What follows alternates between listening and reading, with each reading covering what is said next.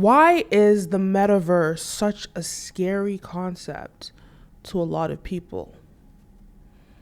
You know, a lot of people that I've spoken to, when they say that they think about the metaverse, a good number of them talk about being afraid. Perhaps it's because of the media's depiction of technological advancements. I mean, we think about Terminator, we think about Black Mirror, we think about even the Matrix. Every time the future or AI, artificial intelligence, or even technological advancements are depicted in the media, it's always in a dystopian setting. Now, I'm a filmmaker, and as a filmmaker, I'll tell you the key component to telling any cinematic story is about creating conflict, is about creating drama. And what fuels people more than anything, what keeps people engaged more than anything, what keeps people curious more than anything is fear. So this idea that the future of the metaverse and technology taking over is such a scary concept. Well, that's just from Hollywood. So I rewatched Black Mirror, and the episode called Striking Vipers. I watched it a few years ago. Very, very interesting episode. And I wanted to talk about it because it depicts the metaverse. But I wouldn't say necessarily it depicts the metaverse in a scary way, but it does make us question a lot about humanity. And I'm going to go through how that story is so interesting and gives us a little window into what life will be like in the metaverse. So we have Anthony Mackie, who we know him from Marvel. I don't remember his character in the Marvel comics, but he's definitely like Captain America's sidekick. So we have him as the protagonist. We have Nicole Bahari, and we have Yahya Abdul Mateen II. So basically the story follows Danny, who's played by Anthony Mackie, and he's married to Leo. And actually his former roommate was Carl. So they were roommates, and he was dating Theo. And they show us a little bit about their life in the beginning. You know, when he was roommates with Carl, they would play video games, and that was like how they bonded. And there was a little funny scene where he like sort of humped him, and it was interesting. But then the short film, it's an hour long, but it's a short film feature. It skips 11 years forward. And at this time, he's now married to Theo. He's living with Theo. And Carl comes to his birthday party. And at this birthday party, Carl reveals that he's broken up with his ex for about a year now.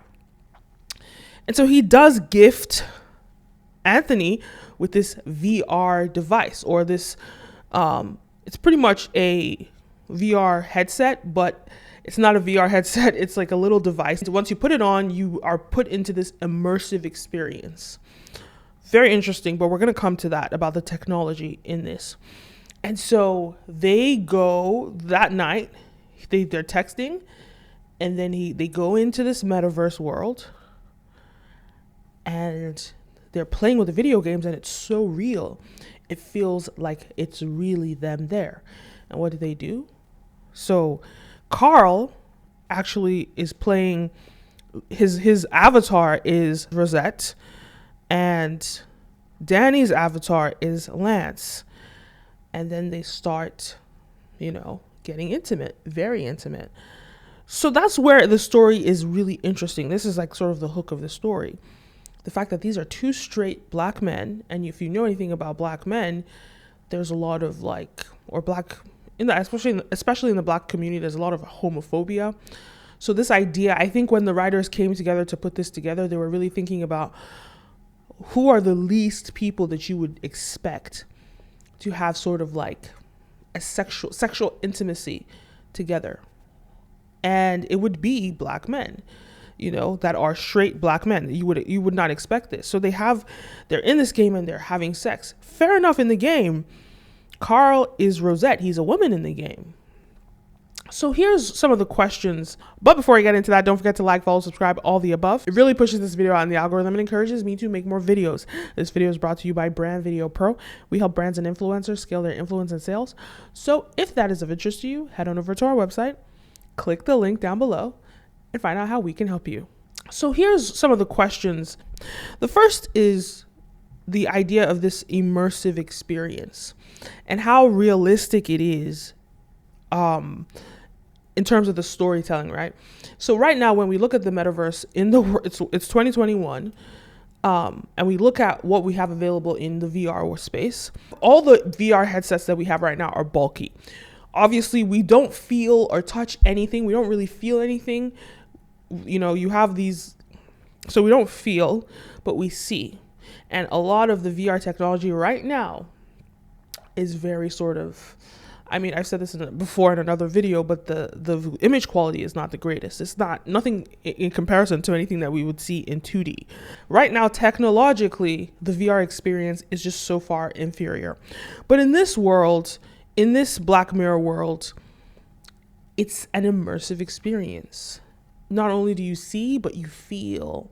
And in fact, not only do you feel, you are. Because we see them when they put this device on, they become zombies sitting on the couch playing this game. And that in itself is so strange. And I remember the Chinese government calling video games spiritual opium.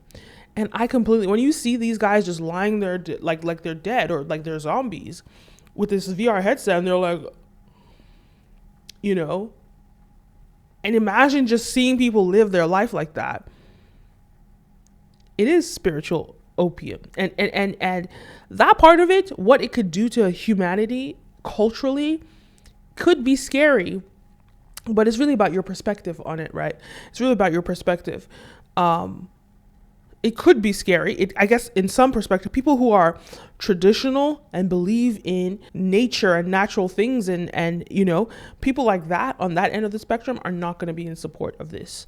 But those people that are excited about the future, excited about technological advancements, will just see it as, hey, this is one of the downsides. Like, you become this zombie. But it's quite very interesting. Then I just imagine people doing that 24/7. What would that do to you psychologically, right? We don't even understand the effects of social media on us psychologically yet. And we're already developing these new types of technologies.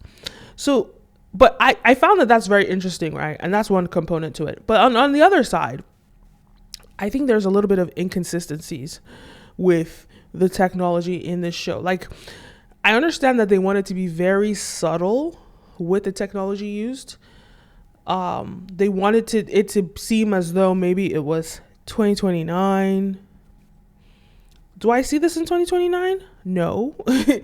I do not see this possible in 2029.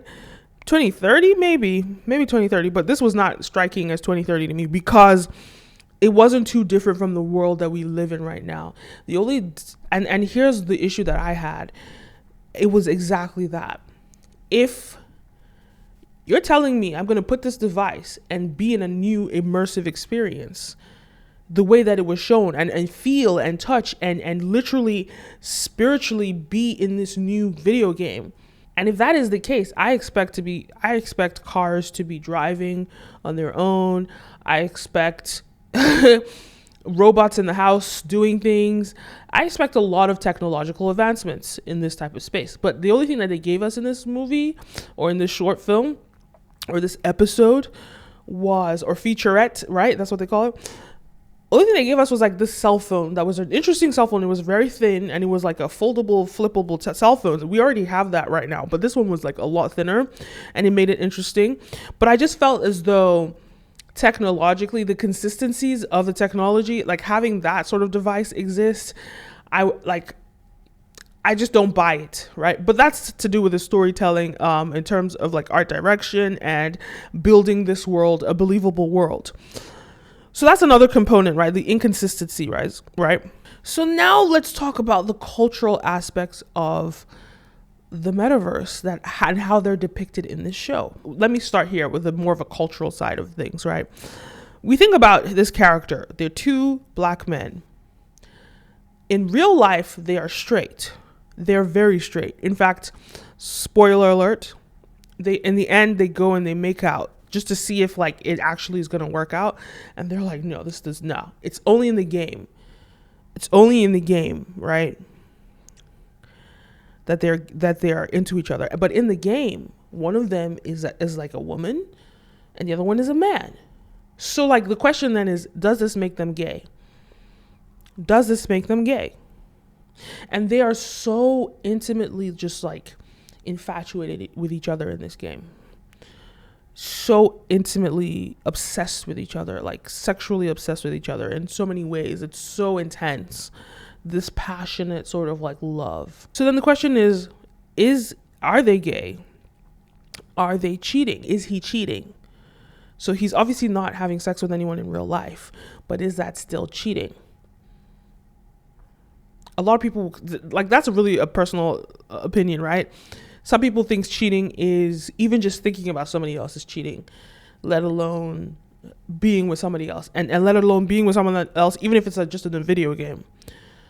But if you're going to say that that's cheating, can you also say then that is gay as well? But one thing I thought was very interesting was the exploration of humanity or human behavior, and this idea that, in a way, is there really a such thing as being straight or being gay, etc.? You know, this concept that sexuality is fluid. I think it sort of supports this idea that sexuality is fluid in everyone, and it only changes based on your circumstance and your environment. And so it's really interesting. We have these very straight men. We see both of them intimately with women, and they really made a point to depict that. And in real life, we don't really see them. Sure, they play around with each other, but that's like what brothers do, right? What friends do.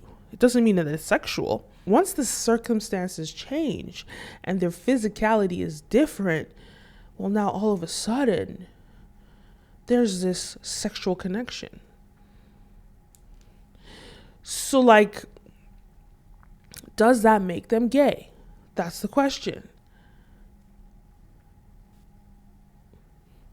And it's an interesting thing because now these video games give your spirit, in a way, right, an opportunity to be another human being. Because it's literally their spirits are in this video game. Not themselves, but their spirits have embodied new bodies through this metaverse experience. Is really interesting, right?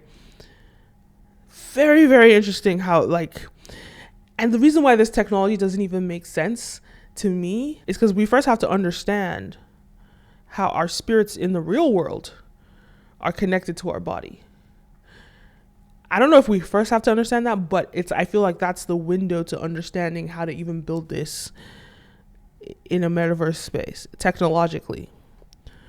Or maybe by building it technologically, it's going to help us understand how we're connected to our spirits in reality.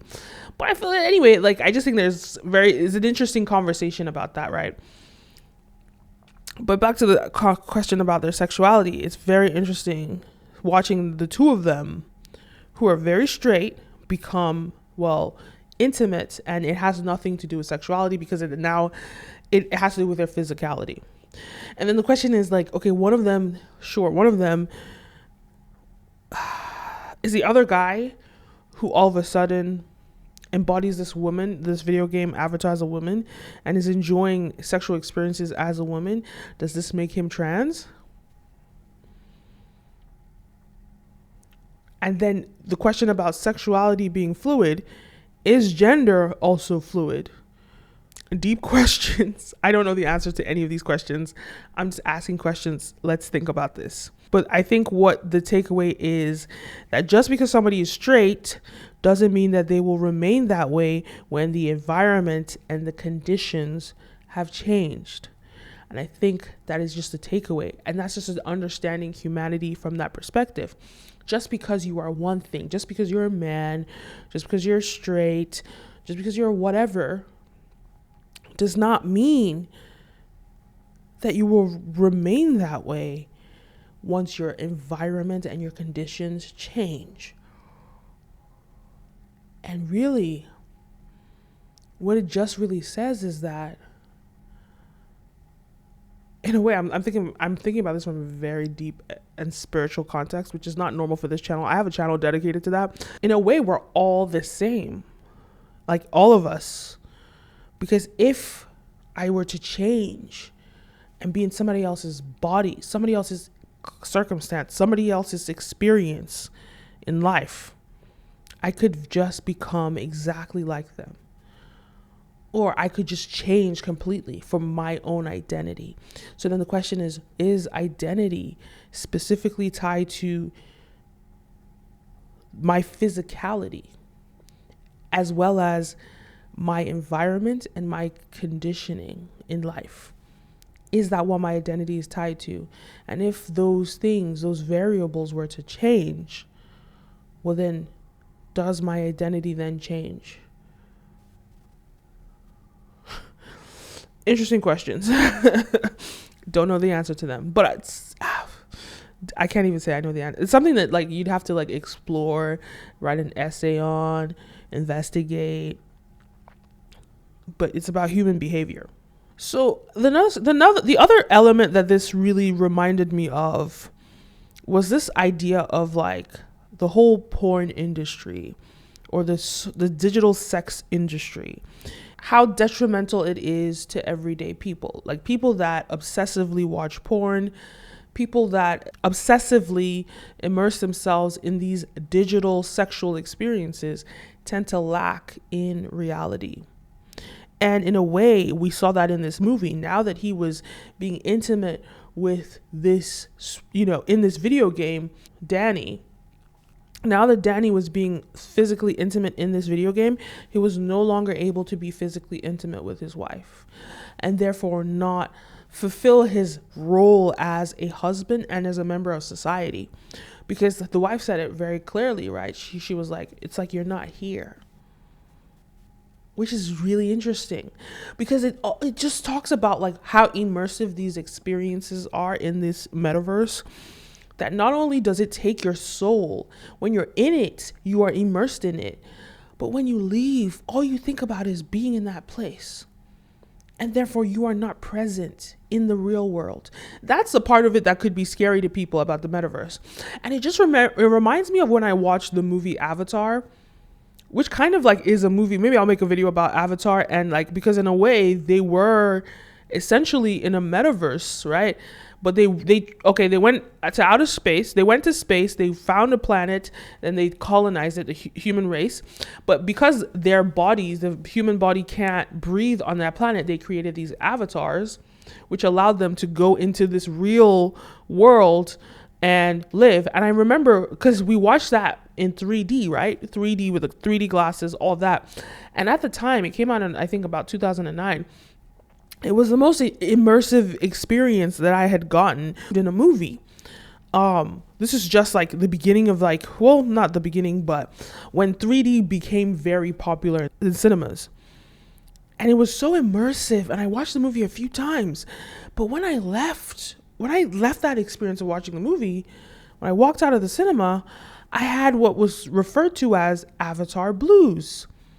All I could think about was the world that was built. All I wanted was to return to that world. And imagine experiencing that in this very primitive form of the metaverse, 3D cinema.